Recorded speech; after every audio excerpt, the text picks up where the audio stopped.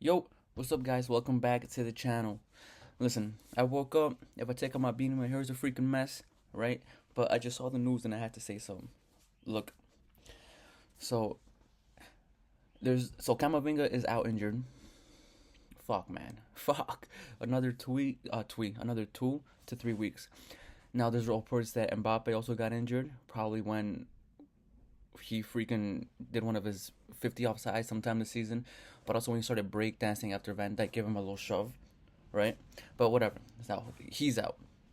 Um, and also I read that there is a report that Lucas Vasquez might have re-injured his previous injury.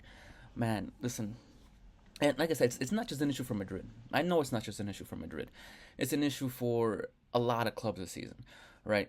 Um, Sometimes some clubs get hit harder than others. Other times, other clubs get hit harder than others. But for us, man, it just feels like it's been season after season after season. I can't go back and think of a season, even considering we won two leagues and two Champions League titles in the past 3 seasons, where we haven't just gotten hit, just like wrecked with injuries, man. It's it's getting ridiculous, and it's the bigger clubs who are suffering the most. Now, don't get me wrong, it's a situation where you can't bitch and complain because you support a club like that, right? Because when you support a club like that, the players in those clubs are going to be called in for more competitions, right? There's more competitions involved if you want to be at a club like Man City, like Madrid, Barcelona. You're gonna it's the drawback of being a fan of those clubs and of playing for those clubs is you're gonna be involved in a lot more matches, right? So it's one of those situations where I feel weird, honestly, just complaining about it and talking about it, but it's still real, man. It's still true, and it's I've talked about it before, man. So it feels a little bit weird just making a video very similar to that. But yeah, man, like all these injuries are just taken away from the beautiful game, Because like, don't get me wrong, and it's if anything, this is one big advantage that we'll be able to rotate squads. Possibly bring in people from Castilla, and I've mentioned before I give Barcelona a lot of credit because the way that they develop the youngsters and the way that they give them chances is something that I wish Madrid did more of, right? Um, but it's not a good situation to be in where you're forced to do that because you have so many fucking injuries, right? So now one thing I am, guys, is horrible with fucking names. I'm horrible with names in real life, and I've always been horrible with names, right? So like I mentioned before, we have two kids from Castilla who not even arguably who were playing a lot more regular minutes than Raul Asensio this season, and who probably would have been next in line in case something like what happened, and Militao got injured again on an extremely long term basis, and Carvajal as well, right? So that's two ACLs right there, right? So that's Alaba out with an ACL, Carvajal out with an ACL and a meniscus tear. So no matter what, we're not gonna see Carvajal again until next season at the very best. Alaba, he's when he comes back, he's gonna be out for a year and a month, and it just doesn't look that good for him anyway. You know what I mean? And Militao is out for so that's five. That's five ACLs, right? Not even just in the same team, in the same fucking position. And then we out like the best player in the world is out right at the moment. To me is Vinny Jr. Rodrigo's out. Chouameni's out. A midfielder who last season every time he played in center back as a backup, we never lost a game. He looked very solid in center back. Um, right. So then you add Vasquez, you add Mbappe, and you add the hardest hitting one to me, which is Camavinga. Because if you watched the game yesterday, Camavinga was one of the players that you can't really have any complaints about, man. Like he was winning balls, he was making plays. Every time he passed the ball forward, it was a good chance. We had, ultimately 9 out of 10 times fucking Mbappe squandered. But yeah, man, it's these injuries are getting ridiculous, man, and it's just like I said, it's taken away from the game. You know what I mean? Like, excuse me, guys, I'm still getting over this fucking cold. Um, but yeah, like think about even like 10 years ago. Imagine tuning in to watch an El Clasico, right? Prime MSN and and Prime BBC, and more than half of them are out injured. Don't get me wrong; it's still a match. I'm still gonna watch. I'm still gonna enjoy it. It's still a Clasico. Still has that atmosphere. But it's still not the same game. Like when people log in, they want to see the best of the best of the best, right? Now, more often than not, people have regular jobs, right? Like to me, it's a blessing and a curse, right? I get to watch my team play most of the time. Yesterday was a busy ass day, so the game I was able to just watch on my phone the entire fucking time, right? But I still have that free time. There's a lot of people who work, regular 9 to 5s or even night shifts who don't get to watch these games, who might have requested off a day from work to watch this Liverpool versus Madrid game, and they don't get to, like they don't get to watch what they want to watch, or what they deserve as fans because all these players are injured. And again, I'm not gonna stop saying it because I feel like not enough people say it, and it's all because of the fucking greed that FIFA has, man. Like think like now there's finally a big gap in international breaks right until March, but bro, like for the life of me, man, I feel like for the past like year, it's been like 1 month of club football, right? No breaks, international break, club football. 2 weeks later, international break. Club football. 2 weeks later, international break. And like I said, there's not. It's much more than the games, right? Like these players practice every single day. They go to practice for like some of them go to practice multiple times a day, right? That's how the big clubs operate. On top of that, they still have to, most of them still work out on their own time, right? You'll see videos of them posting up the entire time. Vinny does it. I know a lot of other players do it. It's just off the top of my head, anytime that I compare somebody, it's because diehard Madrid fan, it just goes to Madrid. But all the players at the club top do it, right? I'm sure Yamal goes home, he works out. Lewandowski works out. Rafinha works out, right? Harry Kane probably goes home and works out afterwards. They all do it. So it's not just the stress on the body that comes from the actual game and the game time. Like you gotta remember these guys have to rest, man. And if you're constantly traveling on a plane and going to different countries and all that stuff will fuck you up. At the end of the day, we're even if they get paid millions of dollars, we still have a very similar human body in terms of how it works, right? Like I'm a lot more round than a lot of these players are, you know what I'm saying? But it's at the end of the day, like we're still just fucking human machines.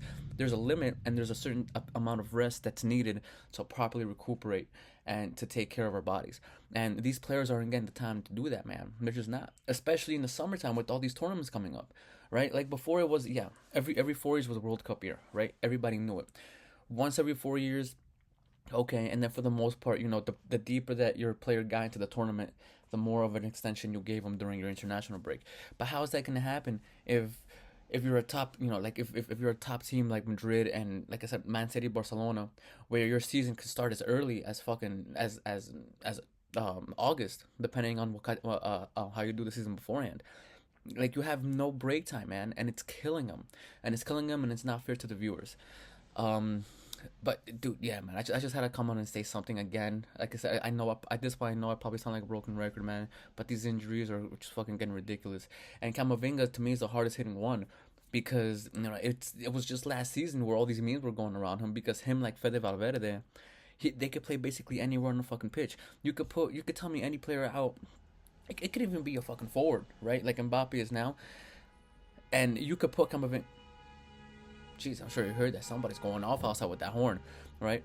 But he could play anywhere on the field. I mean, as a matter of fact, to this day, I trust him more in the left back position than I trust Ferland Mendy or Fran Garcia, right? And that's why it's such a hit, because players like him are very similar to what I mentioned to not in the same level.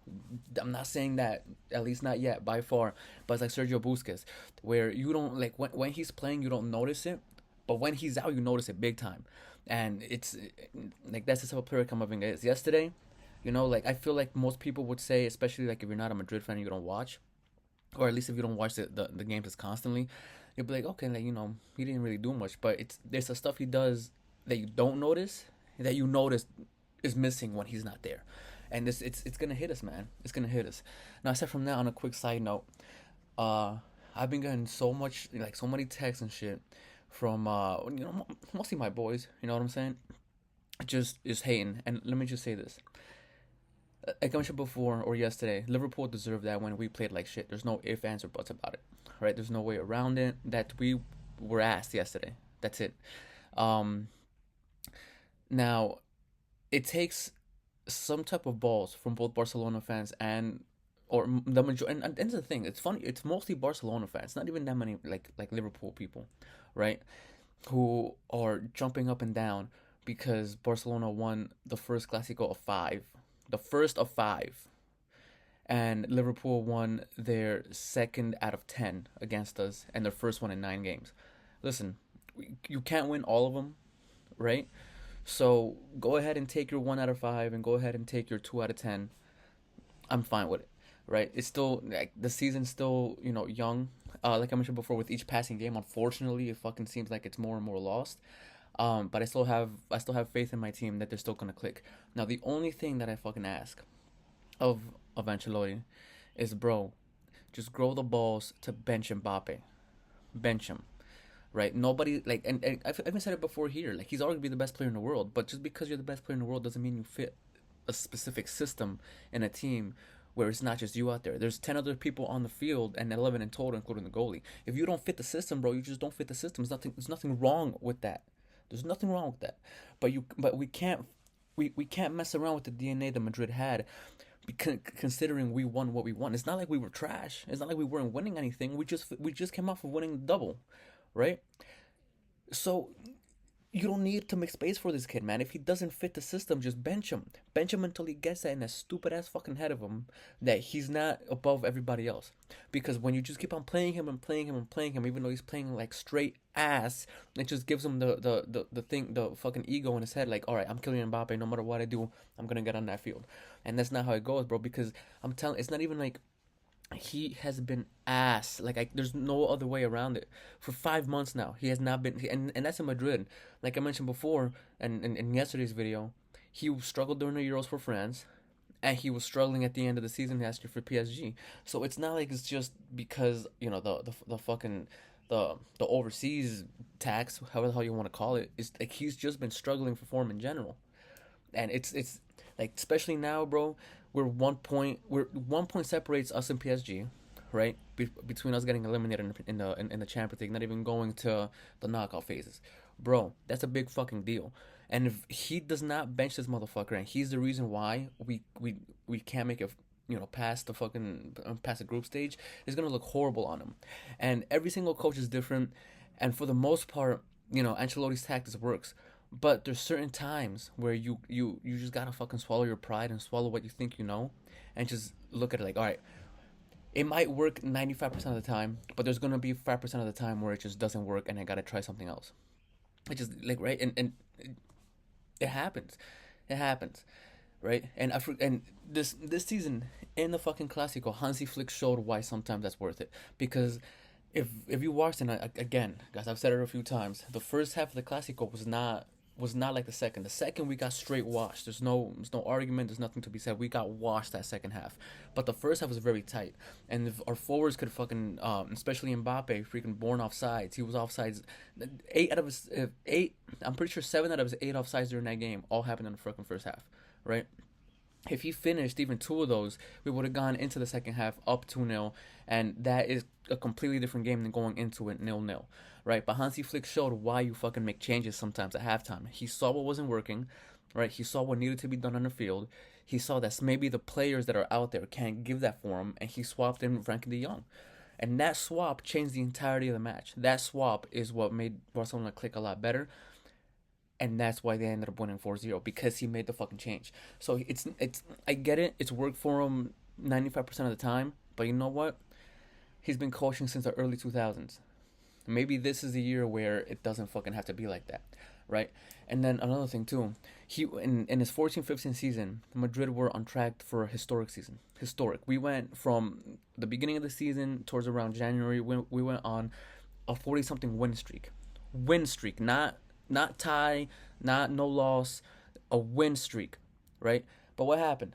Around January, because he doesn't like to rotate, right? People started getting injured here, and here.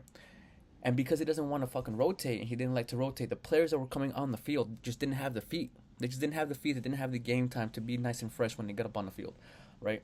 And right now you have somebody who is out like Camavinga, and you have Arda Güler, who played his second starting game the entirety of the season, right?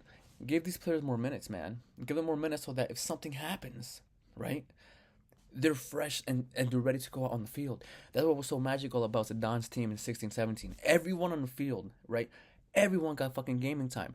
Kiko Casillas had a good amount of playing time, man. He was a backup goalkeeper. That doesn't happen all the time. Mostly the backup goalkeeper is That's literally what he is. He's just a back. He's there because he knows he's a backup, right? He's the option in case something happens to the first one. But Kiko Casillas got a lot of playing time, right? No player on that bench got no playing time at all, and they were all happy. They all knew the roles, and it might have been a one season thing because at the end of the season there was players like not Isco, because Isco finished actually a starter. He ended up starting in the Champions League final, right? But you have James, Morata, who were coming off the field giving you numbers left and right. Alvaro Morata had over 20 goals that season just coming off the bench, right? And that's why rotation is necessary, man. Like it's not.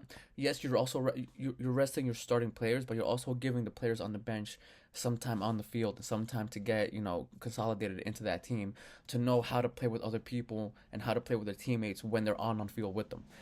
But yeah, guys, I said it was gonna be a quick video. Not quick at all. I'm sorry. But listen, enjoy your day. That was supposed to be a turkey.